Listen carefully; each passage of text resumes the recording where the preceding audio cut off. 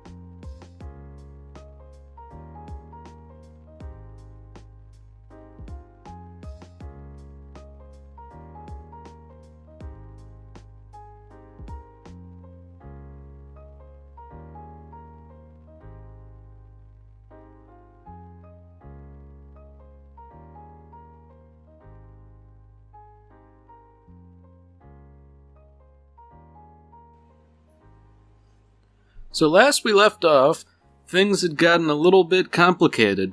Scar appears to have taken Winry hostage, and after all the tomfoolery the Elric brothers got up to, they are sort of on the same side as Kimberly now, at least looking in on the situation from the outside.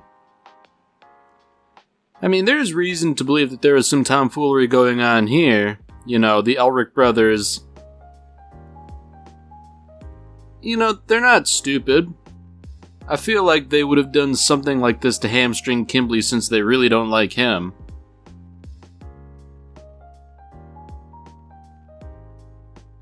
So obviously this whole thing's a precarious situation because no one here really likes Scar. But given that the choice is between Scar and people who align themselves with the homunculi, unpalatable though it is, Scar seems like the better choice.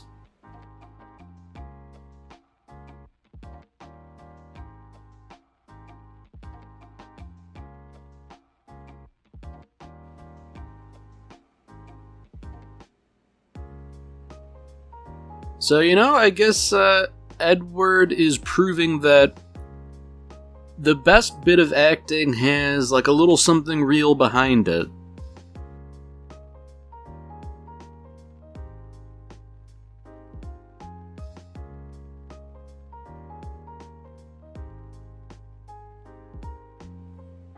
You know, the fact that Scar's being so honest is kind of refreshing. The subject matter is obviously not too comforting. I mean, he's still going on about, like, you know, you have the right to kill me.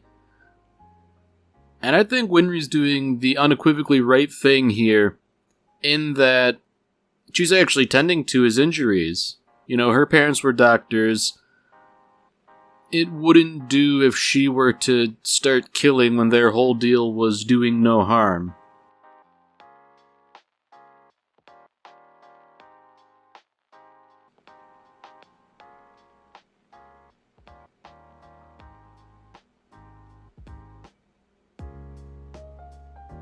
You know, that's a neat little exchange right there. Scar actually asking if he is forgiven. I mean, it should be fairly obvious that he isn't, but that it even seemed like a remote possibility seemed to be surprising to him. And I mean, to be fair, I don't think it really is a possibility. I think the best thing that can happen is they just sort of never really interact with each other ever again. But that would be preferable to continuing the cycle of violence and bloodshed.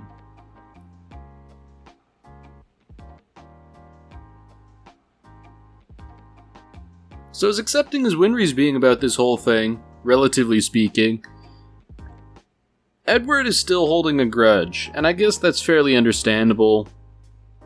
But at the same time, it's not really his place either.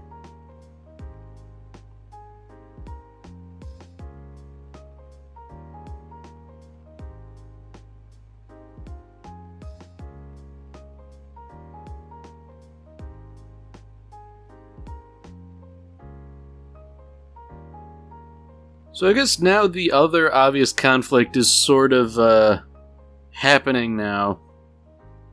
Miles and Scar, they obviously share a heritage, but, they find themselves on opposite sides here. And Miles claims that the idea here is he's working from the inside to change the system for the better. In a sense, he seeks to reform things such that the Ishvalan atrocity, or something like it, could never happen again. And that's a noble goal. I mean, Scar's goals are arguably noble too, prevent such a thing from happening again, but his methods are killing all involved, which is, understandable, but a little bit less noble. And I think it's interesting here that this sort of exchange is really rubbing off on Scar, to the point where he even says that he's thankful that people like Miles exist.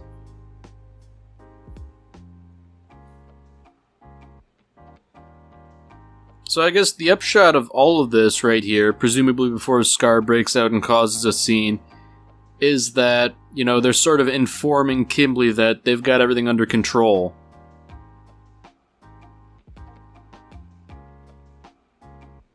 Okay, so this is what must have happened. Marco interceded on Scar's behalf, saying probably something along the lines of, we're doing some important work, we need to keep doing it, we're working towards the same purpose here. And that's all true, but at the same time, like what Ed was saying, he was genuine that he was mad about everything going on. I guess that's fair, considering he really does seem to want to turn Scar over to Kimberly.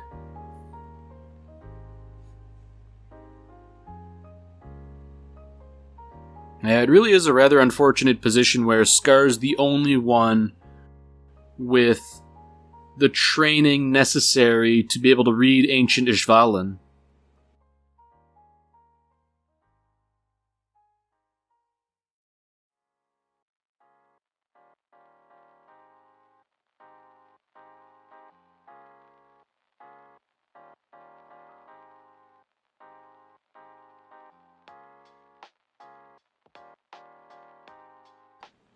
Yeah, man, it seems like there's a whole bunch of dissension in the ranks here. Because obviously Miles wants to bring everyone back to Briggs, that being a safe place. But at the same time, nobody really wants to hang around Scar either. And I'd imagine that considering they're all sitting around talking, and they've already told Kimberly they've captured Scar, if they're gonna plan something devious, then time is rather short.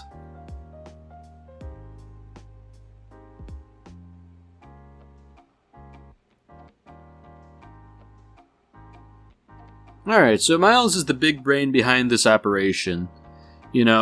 Have Scar capture Winry, seemingly, and the idea is this disgraces Kimberly, rubs a little bit of salt in his wounds, and simultaneously takes a bargaining chip off the table.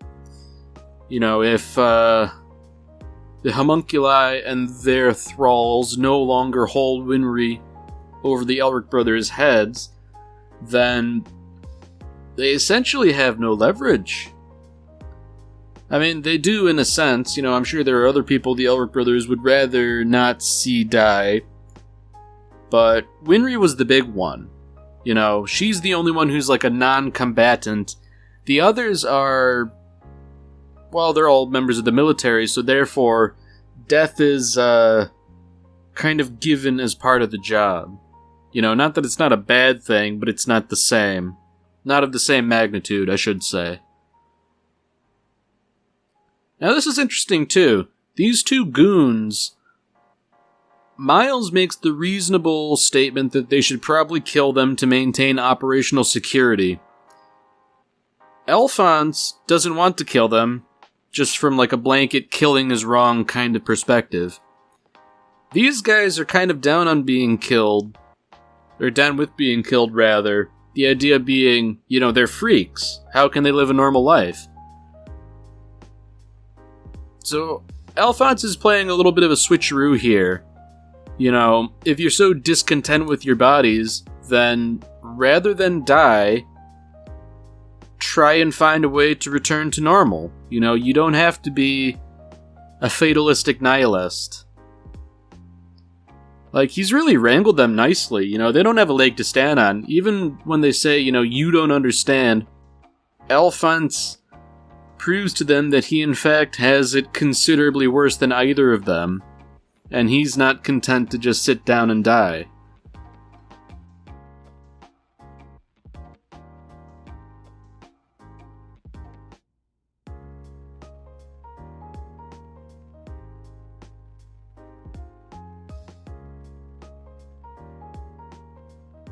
Here we go. Yoki's putting on his thinking cap and coming up with a good idea here. I was kind of talking last episode about how he's not really a good person, but through the circumstances he's entrenched in, he's sort of forced to become a good person by comparison. And you know what? He has provided a good method for getting everybody out and around here, while at the same time navigating what I'm sure will shape up to be a horrible blizzard.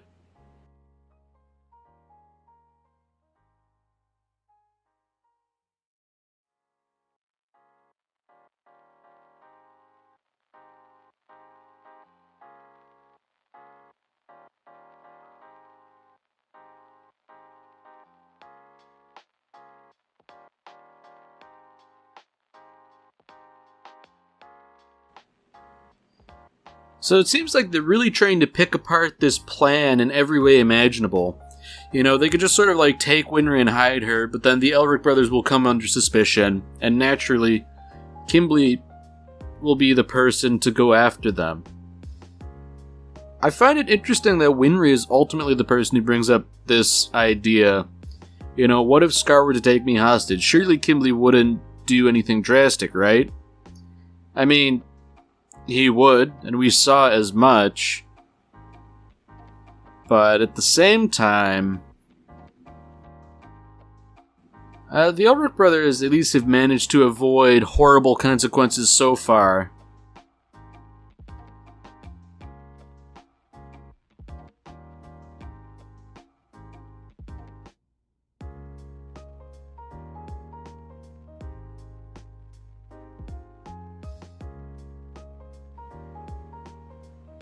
I think Winry makes a good point here, and Alphonse is kind of making a bit of a poor argument. Winry is going to be a hostage either way, and she's right about that, but Alphonse saying Scar's a mass murderer, as though that's a detriment. I mean, it's not like Kimberly's much better. So I feel like, given that Scar is at least nominally on your side, in that he opposes the homunculi as well, he's a better bet.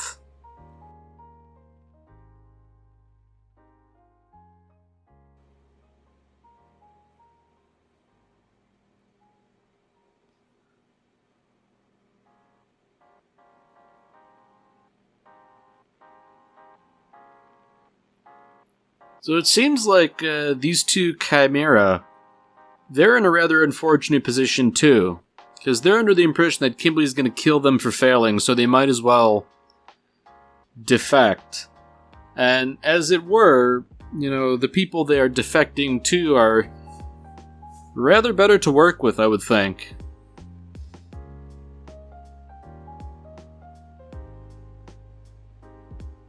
Oh dear. Marka's giving them the lowdown on what's going on.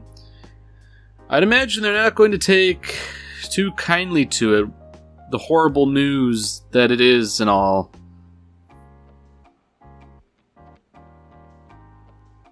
I mean, to their credit, they do seem to be really conciliatory in that they're willing to be tied up if it will put everyone else at ease, because they understand that You know, just because you say you're defecting doesn't mean you really are.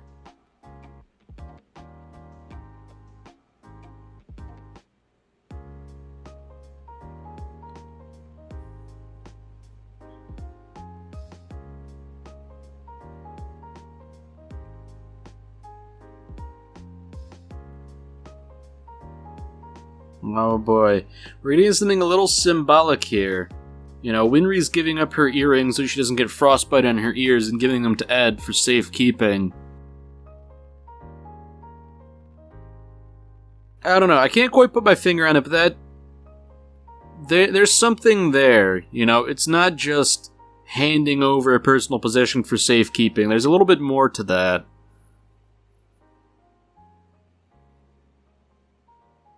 You know, that was kind of an interesting sequence, how it was basically like an extended flashback.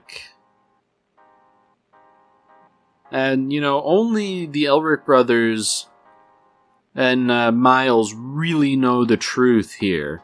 So I'd imagine they didn't sort of share this around just in case word got back to Kimberly.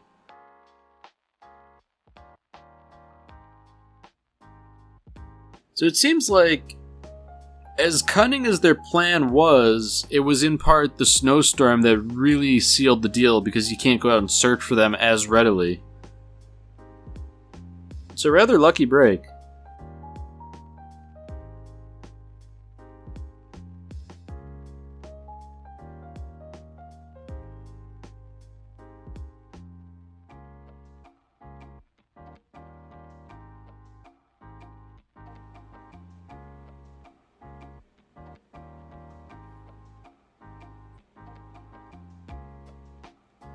Man, that's rather unfortunate.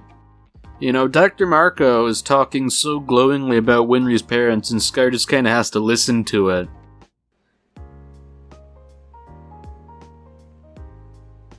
Man, it seems like this is really starting to affect him in a weird kind of way. You know, I really don't think Scar's ever gonna become a good person, but it seems like, you know, he's really realizing that maybe the wanton murder spree probably wasn't the best course of action after everything that had happened.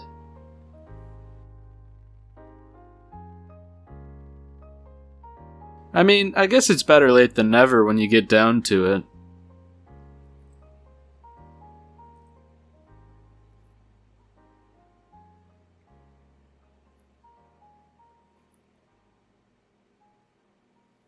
Man, you know, I'm really happy Yoki's pulling his weight here, because he really just seemed like a rather useless guy who's only good for playing as bait, but his know-how is really saving everyone's bacon. You know, he came up with the idea of the mining tunnels, he found a detailed map of the tunnels, so, you know, now they can move more efficiently.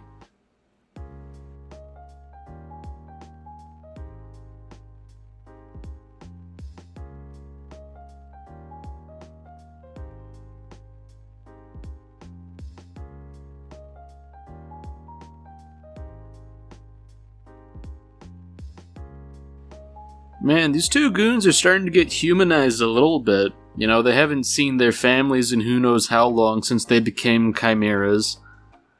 And they're already sort of reminiscing on what life will be like when they get their bodies back to normal.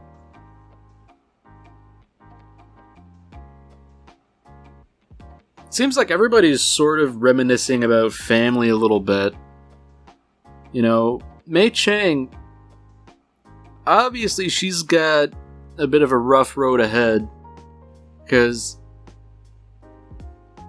the Philosopher's Stone is the real key to immortality here, but she's unwilling to bring that back.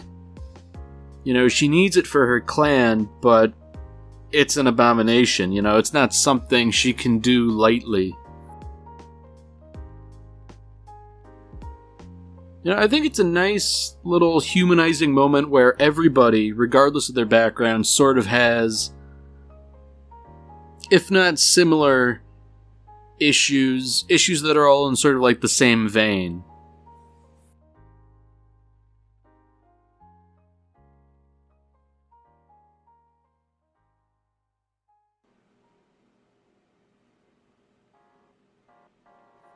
Oh dear.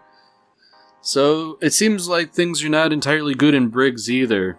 Kimberly is apparently seeking to have Major General Armstrong replaced with a homunculi loyalist. Man. Ed's willing to sort of like go out in this horrible storm to try and make it back to the fort. Oh dear.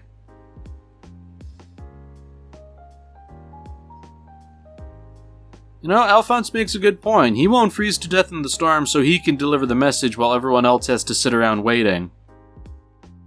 I mean, it's not an ideal situation, but it's probably the best they can do under the circumstances.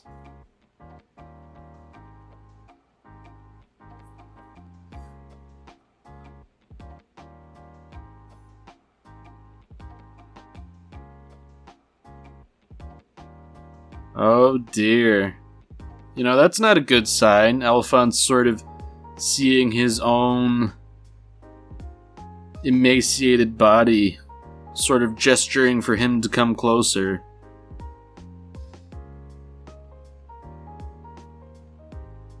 Really not a good sign at all. Oh dear.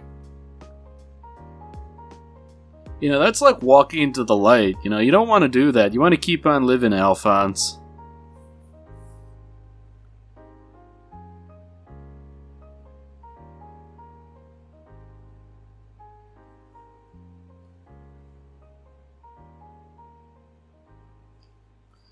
So, you know, I think Alphonse is sort of prone to this, but he's kind of jumping to the conclusion that his armored body is just going to reject his soul and kick it out and then he'll die. I mean, that's an understandable fear, but I don't think he's really coming to that conclusion on solid evidence. I mean, obviously it's not good that he was sort of like flickering in and out of life there for a second, seemingly.